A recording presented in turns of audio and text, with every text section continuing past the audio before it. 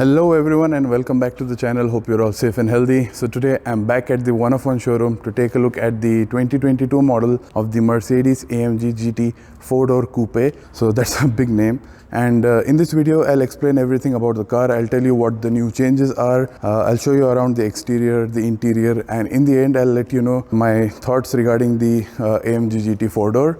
And before we go on and take a look at the car, I just wanted to give a thanks to one-of-one for allowing me to come here and make the video with the car. So to show my appreciation, I want you guys, the viewers, to go ahead and follow them on their Instagram page and comment on their latest posts that you found them by watching my videos, so that in the future they'll give me more access to newer cars that they bring in their dealership. And for those watching this video from Riyadh, Saudi Arabia, I'll also be leaving the location link down in the description below along with the Instagram account, so that if you are looking for a premium car, you can come at their dealership and take a look at the collection that they have. And they do have a pretty good collection as well, so do come here and check them out. And if you're new to the channel, guys, do leave a like and do subscribe to the channel as well, and do turn on your notifications so that you'll be the first ones to know when I upload later videos. And now let's take a look at the car.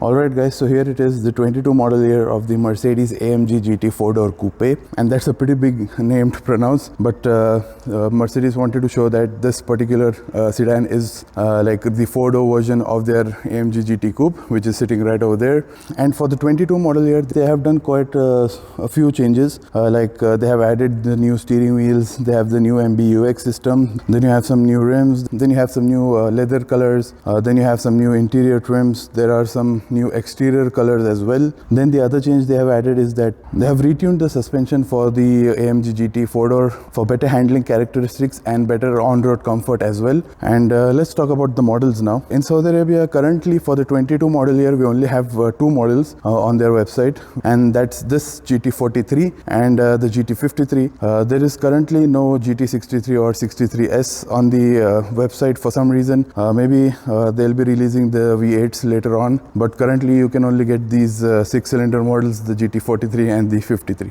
So let's talk about the design now. And the GT43, as you can see, looks pretty similar to the previous model year of the GT 4-door, and you have the same headlights, you have the same Panamericana grille. And I think the changes that they have done for this model year are specifically for the V8 model, and also if you opt for the V8 optic pack, which changes the bumper to make it look more like the V8 models. So it has a larger or more extended front bumper, especially on the air intake side. This is the standard bumper. You don't have a very aggressive design when compared to the V8 models. The V8 models have three separate sections. You can see this is one whole flowing section over here, but this is how the GT43 looks. And again, you can see all the chrome that is on the front bumper can be blacked out with the night package as well. Then let's take a closer look at the grille. So you have your front camera for your 360 degree, and then you have your huge Mercedes badge, which hides all the sensors for your cruise control and safety systems as well. Okay, so let's take a look at this part of the front bumper, and you can see it's basically a fake vent. It's just there for design purposes, and there is no air curtain on the side as well. You have your parking sensors, and this part is in piano black. Then you have some more openings down at the bottom. Currently they are closed, as you can see, but as you switch on the engine and start driving, those will open up and provide a better airflow for the engine. Then this is how the headlights look when they are turned on. You have the indicator that is integrated with the LED DRL, and the LED DRL looks like this. You can take a look over here, and the AMG GT comes as standard with their multi-beam LEDs, as you can take a look, and you can see the interior has this carbon fiber finish, which looks really good. Then this particular model is finished in this graphite gray metallic. I hope I can just show you the flakes a bit. It doesn't show up that clearly, but it is a metallic paint. And for the 22 model, Mercedes have added two new colors. So it's a spectral blue in both metallic and magno variants, so gloss and matte. And you also have a new Kashmir white, which is also matte or magno, as Mercedes say. While the spectral blue and the Kashmir white look really nice, my personal favorite is the Rubellite red, which looks really good. The only problem is that the Rubellite red is only available as if you go for the special edition package, which is something like a $24,000 extra, which I checked on the website. So that is pretty expensive just to get that one color. And if you want the Rubellite red separately, you cannot get it. You have to go with the special edition package. Then moving on to the side, you can see the side profile remains virtually unchanged. You only have some new wheel designs and that's it. There is no other change for the GT 4-door Coupe. So let's take a look at the wheels. This particular model has this 21-inch wheel, which actually looks smaller because of that silver shroud around it, but it is a 21-inch wheel and it does look pretty good. But my personal favorites are the one which Mercedes have just released. These ones also do look good, but I do not like them as much as those wheels.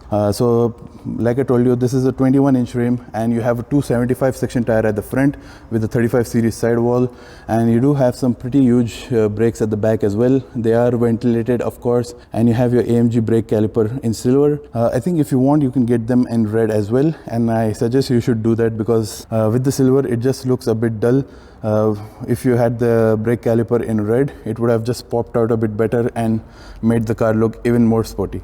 Then moving on to the side, we have this fake vent, which I think on the V8 models it's an actual vent, but here on the GT43 and 53 as well, it's a fake vent with the silver surrounds. If you go for the night package, this chrome will be blacked out as well. You have your turbo badge, and here in Saudi Arabia the GT43 model comes as rear wheel drive only. We don't have a 4MATIC option for the GT43. The GT53 however comes as standard with 4-wheel drive, so if you want 4-wheel drive you'll have to step up to the GT53, and the GT43 is rear wheel drive only. Then moving on, you can see we have this rear view mirror with your blind spot camera over here, which helps in the 360-degree camera as well. And you have your LED indicators right over here also. Then here you can clearly see the roof line. It's a fastback design, and you have your chrome window surrounds. If you want, you can black them out again with the night package. So then moving on, here we have the rear wheel. Again, same design, but obviously it is wider. This particular wheel is a 315 section tire with a 30 series sidewall, and you have the 21-inch rim. And you can see the disc brakes at the back as well. They are ventilated, and you have an AMG brake caliper as well. Now let's move on to the rear section of the car, and you can take a look at how similar it is to the AMG GT Coupe. I'll just show it to you over here. So that's how the AMG GT Coupe looks, and this is how the GT 4-door Coupe looks. So pretty similar in terms of the tail light design, just a few differences in the internals of it. And here's how they look when they're turned on, and pretty sleek. And this is how the indicator looks. You have a sequential indicator, then you have some badging. You have your AMG badge, your Mercedes badge, and you have your GT43 badge, and you also have the retractable rear spoiler, which moves like this. So you have your you can control it independently via a button on the interior. Then moving down, you can see we have a sort of diffuser style design with a chrome strip up top, and you have quad exhausts on the bottom. And let's take a look if these exhausts are real or not. So the exhausts are definitely real. It is a bit of an exaggeration. You can see you have one single tailpipe, it looks like, and these are just two fake extensions, but you do have your AMG branding on top, and they are a pretty good size as well. So that's all for the rear. And now let's take a look at the boot space.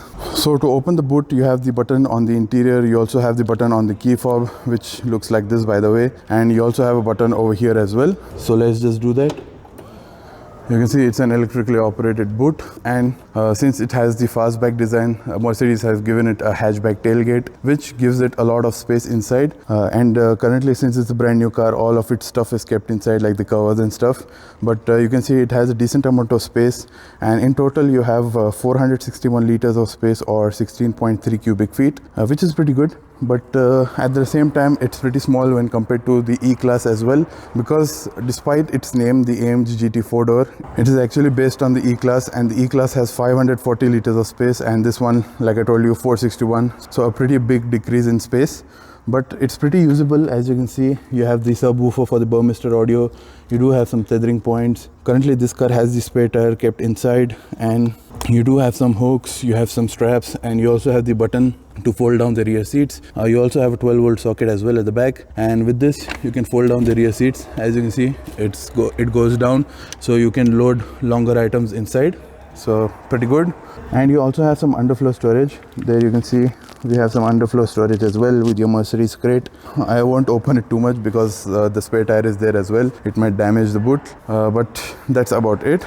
So now let's take a look at the engine bay. So here's the engine bay of the Mercedes-AMG GT 4-door or the GT43, and you have the same inline 6 engine as you have in the GT53 as well. So in the GT53 this engine produces 429 horsepower, but in the GT43 it produces 367 horsepower, and it is assisted by an EQ boost motor which gives it a 22 horsepower boost in overtaking situations, and you have 369 pound-feet of torque or 500 Newton meters of torque, and also that same electric motor that I talked about gives you a 200 Newton meter torque boost as well. So all this is attached to a 9-speed automatic transmission that Mercedes calls 9G AMG speed shift TCT, or a torque converter system. You don't have the dual clutch system that you get on the AMG GT63s or the V8 models. And like I told you, this is a rear wheel drive, so the total weight or the overall weight of the GT43 is 1990 kilos or 4,400 pounds, which is pretty heavy because with this engine or the power output is pretty similar to an E450, and like I told you, this GT 4-door is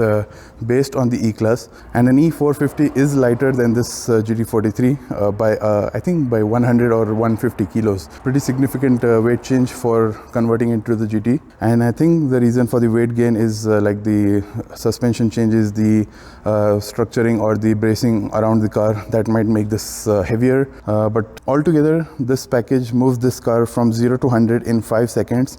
Since this is rear wheel drive, if you have 4-wheel drive, obviously it will be faster, and the E53 is a lot faster as well. I think that does like 4.5 seconds for 0 to 100. This one can do it in 5 seconds, which is pretty impressive with this being only rear wheel drive. So that was all in the engine bay, and now let's take a listen to how this engine sounds.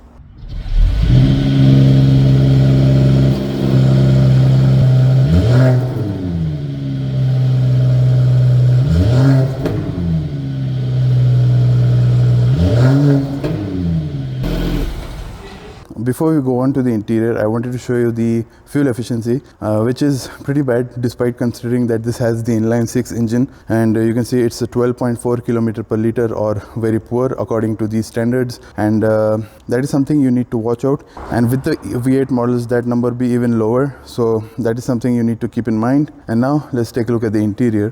One small detail I wanted to show you, you can see this particular car has this urban guard protected. So basically it is like a system that is connected to your mobile phone, and if anybody touches the car or does some damage to it, it will alert you via the mobile that there is something going on with the car, and that way you can act fast before something happens. So that is a pretty good thing. And now let's take a look at the interior or the door trim. And one thing I wanted to say, that since this is based on the GT Coupé, you can see this particular model has the GT 4-door coupe has this frameless windows, which is one of my favorite features on most of the coupe-like cars. And now let's talk about the door trim. So you have leather on the top right over here with the contrast stitching, and down you can see this particular model has the combination leather black at the top with the tan leather on the bottom. Then you have this piano black surround over here, which is not my favorite. I would have gone for something like carbon fiber or a wood finish, which would have looked a lot better, because the piano black will get dirty pretty fast. You have the older style of the seat controls, then you have heated seats and ventilated seats as well,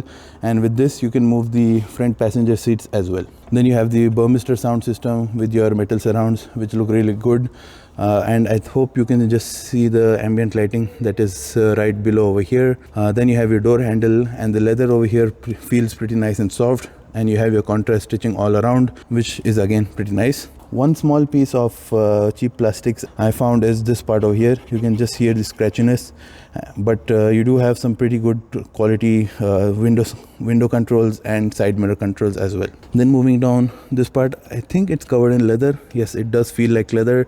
Door pockets are lined with felt, and you have a pretty good amount of space. And you have your button for opening the tailgate. Then here you have your AMG sill plate, which is illuminated, by the way, and this particular model has these AMG performance seats, which are body hugging, by the way. And if you don't like these type of seats, you can also get the standard AMG sport seats as well. Then down below you can see the lumbar adjustment, and on the side over here you have some light controls, and you have your button for your parking brake, and that's about it. So now let's jump in and take a look at the interior. Alright guys, so I'm here in the interior of the AMG GT 4-door, and as you can see, it is pretty much similar to the previous model here, but the changes that Mercedes have done are they have added this new steering wheel, and you can see this new paddle shifter design as well, which are larger than the previous model here, and they feel pretty good as well.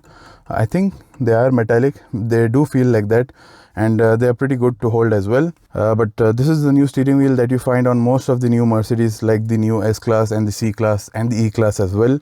So they have taken it from that, and you have your touch sensitive controls for your 12.3-inch display for the driver, and you have a 12.3-inch display for your infotainment as well, both of which are updated to the latest MBUX system as well. So let's take a quick look around the interior because nothing much is new over here. Let's start with the dashboard quality, and the dashboard quality as expected is pretty good. You have your contrast stitching up top, you have leather all along the dashboard, which is nice and soft by the way. Then you have your leather right here as well, with the contrast stitching, which looks really good. One thing I don't like is the piano black. I would have changed it to something like an open pore wood or carbon fiber, which will look a lot better for this interior. Then we have the turbine style air vents, which you get on the E-Class as well. This is the previous generation of Mercedes design. The new generation is what you get on the S-Class and the new C-Class as well. So that was a quick look around there. Now let's take a look at the functions around the steering wheel. So behind the steering wheel you have your windshield wiper controls and indicator controls as well, and you also have an electric steering wheel column as well. I'll just show you, that's over there, and that's all the functions behind the steering wheel. On the steering wheel itself you have this touch sensitive control to control the driver's display. Then here you have your cruise control. This is to control this display right over here, and here you have your voice assistant, favorite button, volume controls and call functions as well. And also the steering wheel, like I told you, is the flat bottom with the AMG logo imprinted right over here, and it feels pretty good to hold, and it is covered in Nappa leather by the way, so it feels pretty nice. And let's take a look at some of the functions over here. Over here you can see we have currently the control for your rear retractable spoiler. Then this is for your parking cameras. You have your traction control. This is for your suspension damping and exhaust button as well, and that is for your drive mode. Then here we have the AMG dynamics with again the same functions as the top bottom. If you want to activate this, you can use this toggle right over here and it activates it. So currently you can see I turned on the exhaust button over here, and you can switch it off just like that. So pretty convenient. Then here you have your drive mode selector, which you can go through. Currently it's in comfort, but you can switch to individual, slippery. Then you have sport and sport plus as well. I think the GT53 and above get the race mode, but the GT43 does not get it. Then let's take a look at the driver's display, and to control it I showed you it's this part over here. So you can toggle through different functions over here. Currently in the middle you can see we have the G meter, but if I swipe across you have this boost pressure, then you have the kilowatt and Newton meters on it. Then you have your it will show you the settings of your powertrain. Then the G meter is back. Then you can swipe across and go to the speedometer, and you can turn it from there. You can change it to a clock, then you can change it to a trip computer. Then this is another trip computer.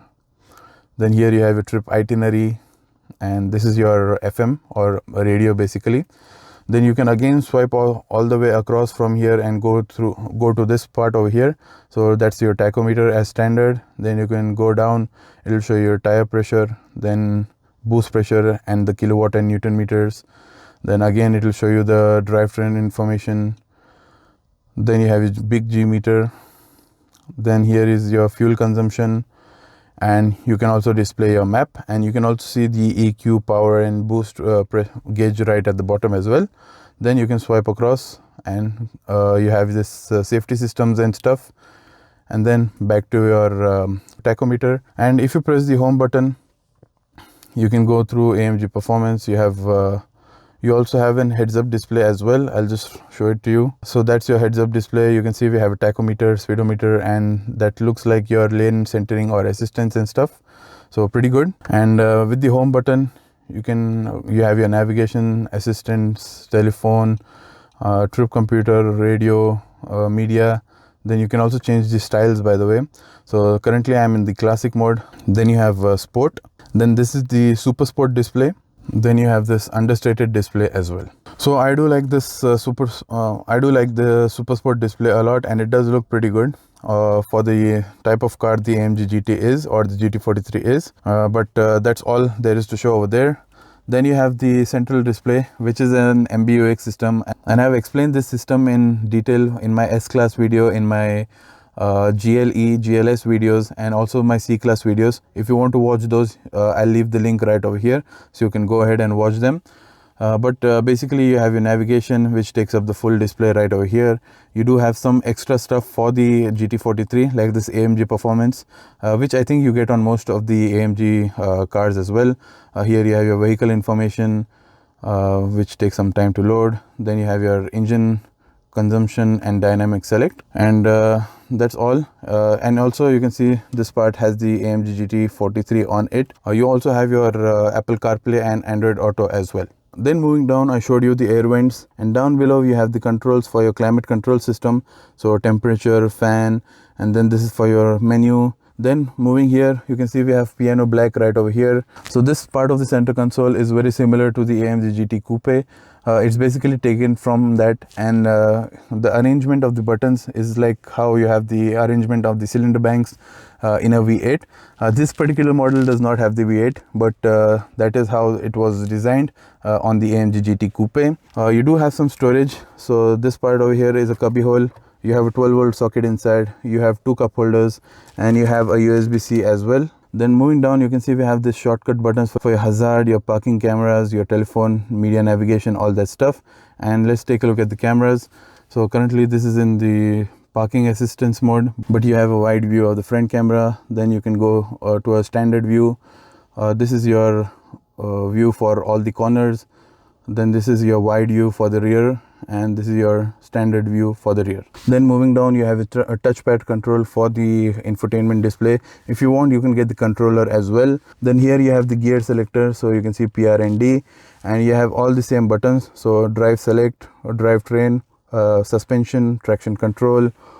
This is for your volume, your auto start stop, your spoiler, and this is for your exhaust. Then here you have your center console, which is lined with felt, and it does have one USB-C port inside, but that's it.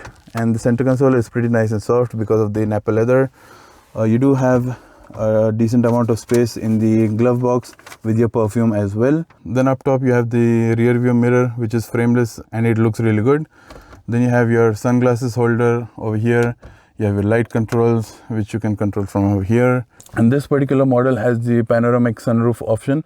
If you want, you can just get the standard sunroof, which covers this part over here, or you can get a carbon fiber sunroof as well. That will obviously increase the headroom on the interior.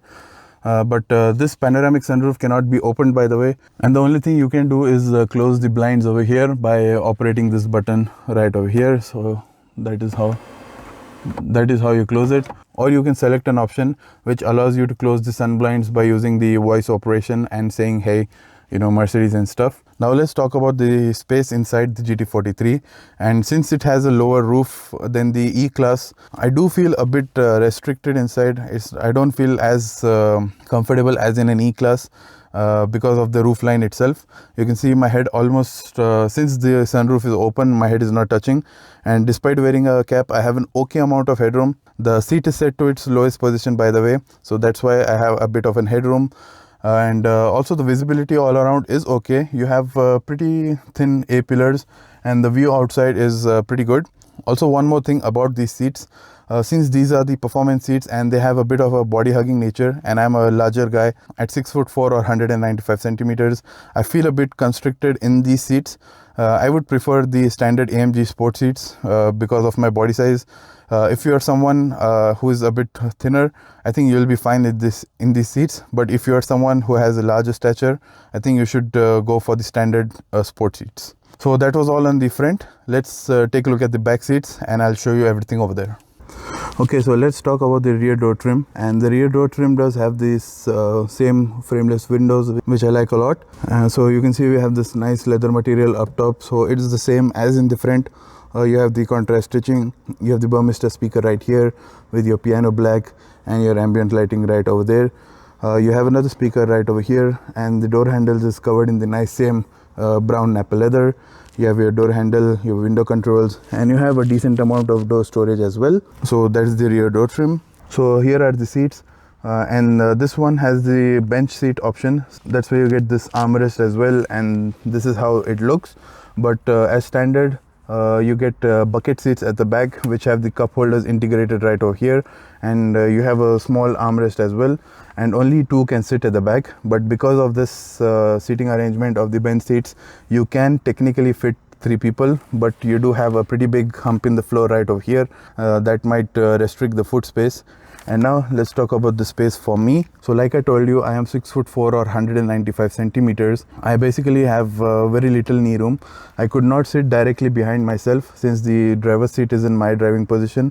But if someone of average height is sitting right in the passenger seat, you can see I have almost next to no knee room. My hand can't even go through over there. So that's one problem.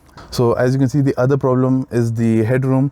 Because of the coupe roofline, you can see my head is touching the sunroof up top, and I do not have a lot of headroom or room to move around.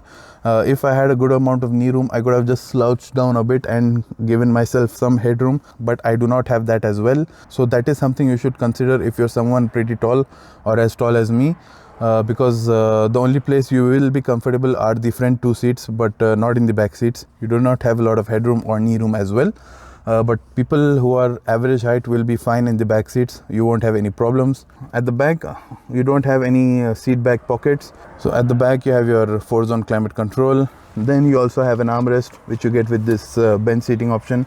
The armrest is pretty nice and soft. You do have some storage space right over here. And you also have your cup holders, which fold out like this.